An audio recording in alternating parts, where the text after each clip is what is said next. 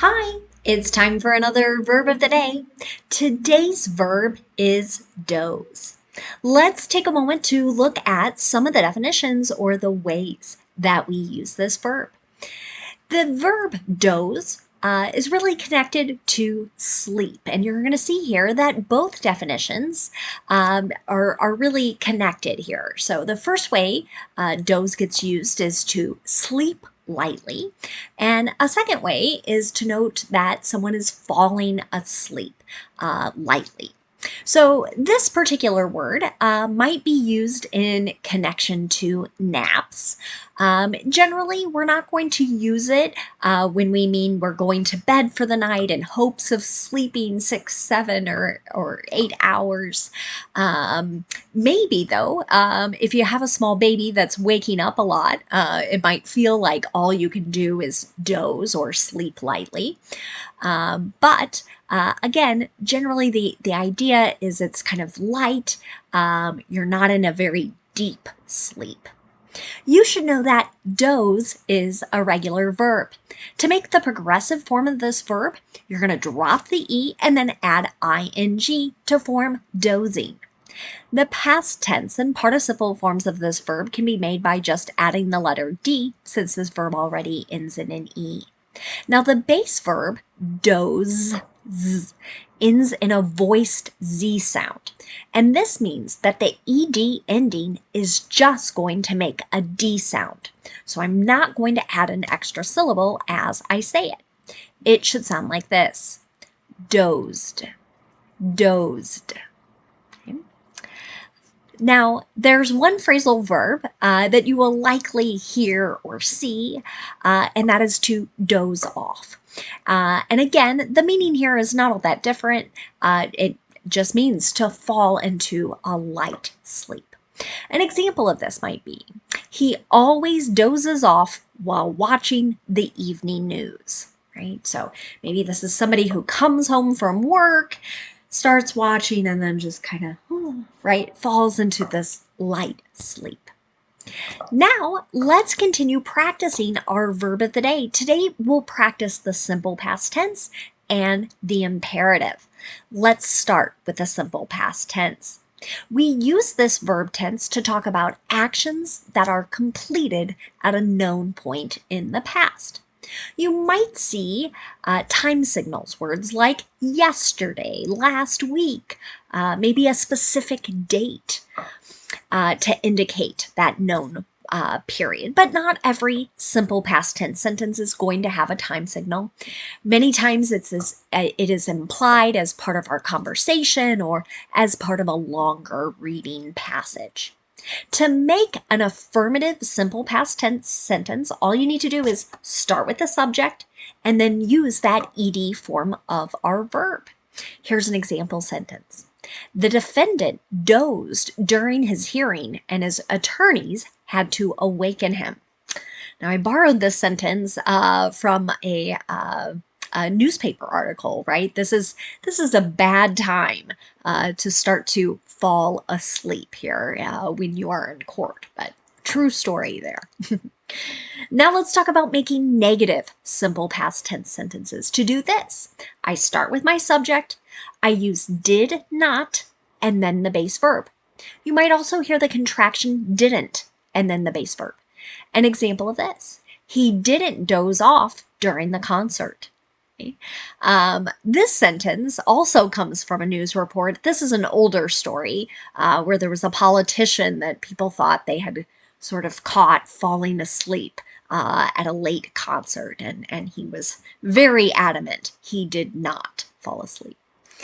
Now let's look at making a yes or no question in the simple past tense. To do this, I start with did, then I have my subject, and then the base verb.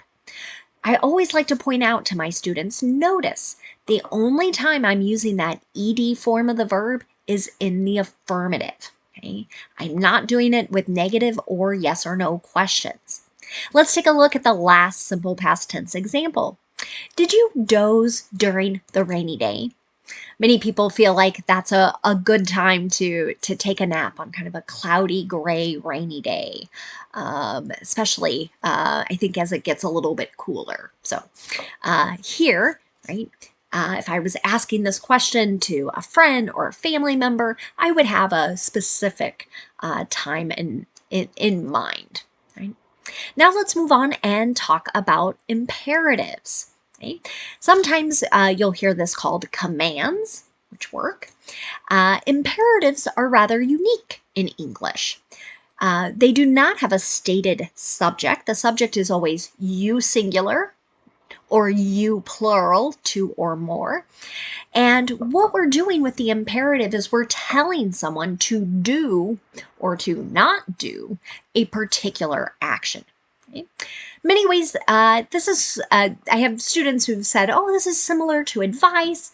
I would say it's a little different because I'm not saying I think it's a good idea. I'm telling someone to do it. So when I talk about this with my students, I encourage them to think of the dynamic, the relationship between a parent and a child, right?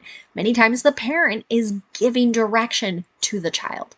You might also think, again, with a teacher and a child, right? The teacher's not always saying, I think it would be nice, or you should, right? She's going to tell she or he will tell the children, do this particular thing.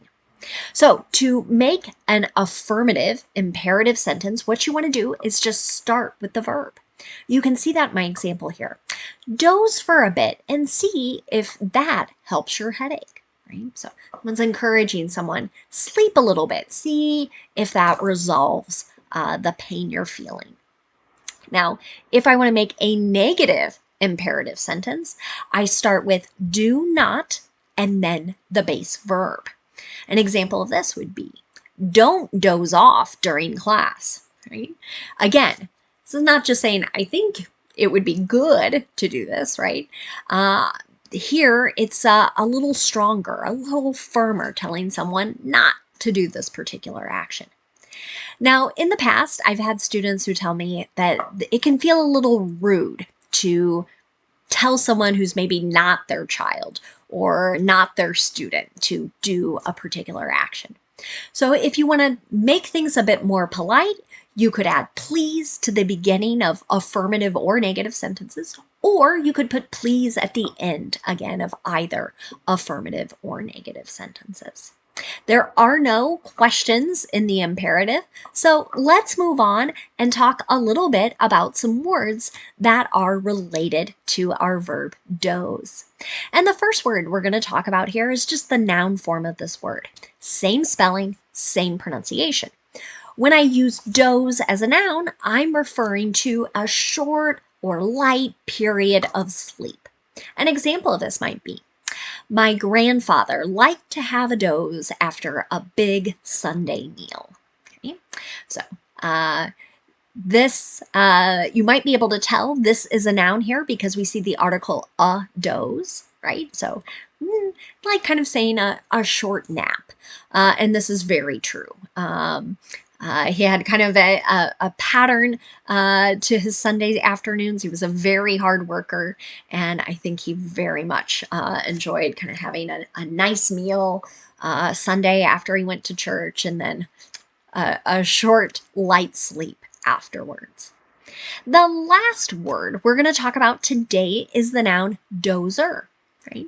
And the suffix er many times is referring to a person or thing that does, and then we can look back to the root or base word there. So someone who dozes, a person who has these short, light sleeps. An example of this might be, he is a die-hard daytime dozer. I saw a sentence like this from a parent, I believe, who was describing his or her child's ability to take naps. The child wasn't sleeping a lot at night, but loved to take kind of several naps, I believe, during the course of a day.